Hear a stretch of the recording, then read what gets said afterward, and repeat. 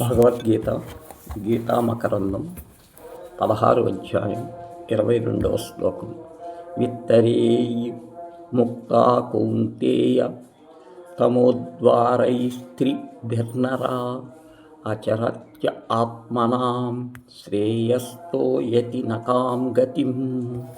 ఓ అర్జున, కామక్రోధములను బట్టి ఈ 3 నరక ద్వారముల నుండి బాగుగా విడువబడిన మనజుడు తనకు హితము గావించుచున్నాడు. అందువలన సర్వోత్కృష్టమగు మోక్షగతిని పొందుచున్నాడు. కామక్రోధ లోభములను ఈ 3 దుష్టగుణములు ఉన్నంత వరకు ఎవడును వృద్ధి రాలేడు, హితము పొందలేడు, తనకు మేలునర్చక లేడు. అందుచేత మొట్టమొదట ఈ వానిని తొలగింపవేయవలననియు అప్పుడు మాత్రమే మానవుడు తనకు శ్రేయము గొనిచిన సర్వోత్తముడు అగు మోక్షము పదవిని పొందగలడని బోధించుతున్నాడు.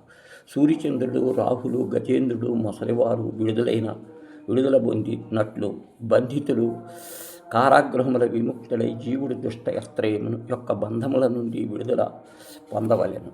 అంధకార బంధుల మరియు ప్రకాశ భావరూపములనియు నరక హేతువులనియు స్పష్టమవుతున్నది. అవి తమో గుణముల కలవాడు చీకటి యందు కాపురం పెట్టిన ఇంధనమును అనగా దుఃఖమును అనుభవించును. అనగా వాన క్షయము కానంత వరకు ఆత్మజ్ఞానము పూర్ణము ఉదయించవలను.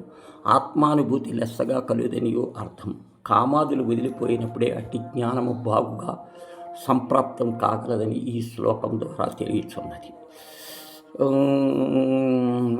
అకాలమాదులు ఉన్నంత వరకు ఎవరూ తనకు శ్రేయము కలుగజేయుడు, అంతరోత్మమును గావించుకొనదాలరు అని చెప్పుడు. మోక్షమును కొన్ని పదముల కంటే అన్ని గతుల కంటే సర్వోత్కృష్టమైనది తెలియచున్నది. మరియు కామాదులున్న స్థితి అత్యంత నికృష్టమైనది.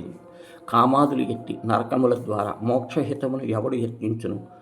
కామాదులు లెస్సగా విముక్తుడైన అట్లు యత్నించడం వలన అతనికి కలిగిన ఫలితమేమి? అతడు మోక్షం పొందగలడు. మోక్షం ఎట్టిది? అన్నిటికంటే సత్వగుణమైనది.